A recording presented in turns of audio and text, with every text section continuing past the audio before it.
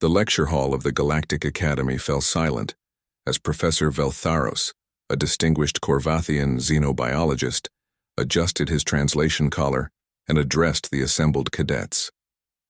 His four eyes swept across the amphitheater, taking in the diverse species that represented the finest minds from across 70 star systems. "Extinction," he proclaimed, his mandibles clicking with academic certainty, "is remarkably rare in the galaxy. My research spanning 4 centuries has documented only 12 species that have faced genuine extinction-level events. The universe, you see, is far more forgiving than primitive civilizations believe." The cadets listened with rapt attention, their various appendages poised over holographic note-taking devices. Veltharos was legendary after all, the author of 17 volumes on xenobiology, advisor to 3 different councils, and holder of the prestigious Medallion of Preservation. "The statistical probability," he continued, warming to his subject, "shows that once a species achieves spaceflight capability, their chances of total extinction drop to nearly 0.03%. The galaxy protects its children." A hand rose from the back of the hall. "Human hand," Veltharos noted with mild interest. Humans were relatively new to the Academy, their world having joined the Galactic Coalition only 30 cycles ago. This one wore the simple gray uniform of a first-year cadet, and something about her expression gave him pause. "Yes, Cadet?" he prompted. "Martinez, sir. Humans, Earth." Her voice carried clearly through the acoustically perfect chamber. "With respect, Professor, I have to disagree with your assessment." A ripple of surprise moved through the audience.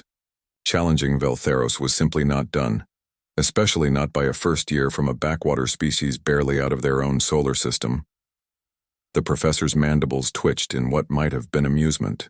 "Indeed, please enlighten us with your perspective." Cadet Martinez stood, her spine straight, her dark eyes unwavering. "Extinction isn't rare at all, Professor. 99% of every species that has ever existed on Earth is now extinct." The lecture hall erupted in confused chatter. Veltharos raised a manipulator appendage for silence. "Cadet, I believe you misunderstand the scope of—" "I don't, sir."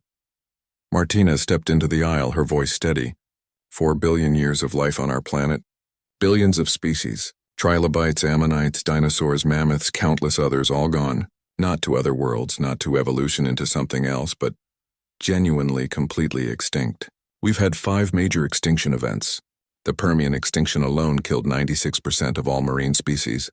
Veltharos felt his confidence waver. "But surely you're including microbial diversification, evolutionary branches." "I'm including everything, Professor." Martinez pulled up her datapad, projecting images into the air. Ancient fossils materialized above the cadets' heads, creatures of stunning variety, all frozen in stone, all dead for epochs. The passenger pigeon. 5 billion of them darkened our skies.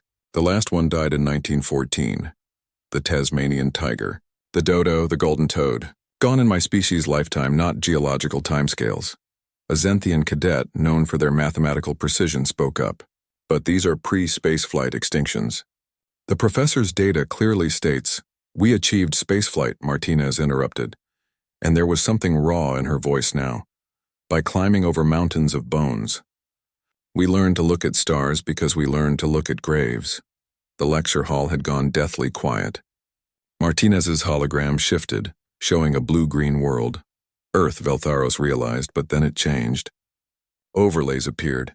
Red zones spreading across continents, temperature graphs spiking, ocean levels rising. "Even now," Martinez continued, "we're in the middle of the Holocene extinction. The 6th major dying, caused entirely by us. We're losing species at 1,000 times the natural rate. Not because of asteroids or supervolcanoes, but because my kind couldn't stop ourselves from consuming everything." "That's impossible," whispered a Quelthian cadet. "No sentient species would allow—" "We nearly allowed it to take us too," Martinez said quietly. 21st century Earth almost became uninhabitable. We were months away from total ecosystem collapse when the Kepler initiative launched. We threw everything at the stars because we'd poisoned our own nest so badly that leaving wasn't exploration. It was evacuation. Professor Veltharos found himself unable to speak. In his 4 centuries, he had catalogued thousands of worlds, but they were all stable. Worlds where life had found equilibrium, where mass extinctions were ancient history, statistical anomalies. Martinez turned to face him directly.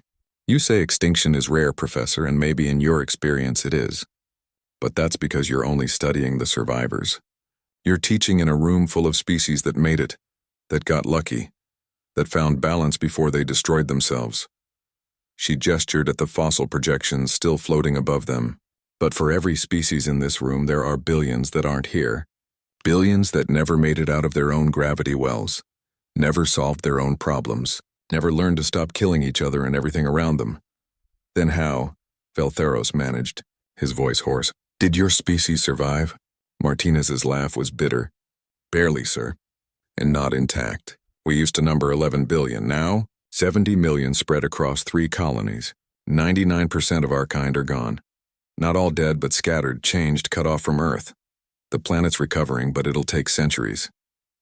We're a diaspora species now, refugees from our own success. She looked around the lecture hall, meeting the eyes of cadets from worlds that had never known such catastrophe. So yes, Professor, extinction is rare for those still around to talk about it. But the galaxy isn't forgiving. The galaxy is a graveyard we're lucky enough to haunt. The silence that followed was absolute. Veltharos looked at this young human, this survivor of a dying world, and felt his centuries of certainty crumble. She was right, of course. He had been studying the galaxy's success stories while ignoring the overwhelming majority written in stone in silence. Thank you, Cadet Martinez, he said finally, his voice subdued. Perhaps my next lecture should address survivor bias in xenobiological research. Martinez nodded and sat down. And as she did, every cadet in the room, Corvathian, Xenthian, Quelthian, and dozens of others, found themselves looking at their human classmate with new understanding.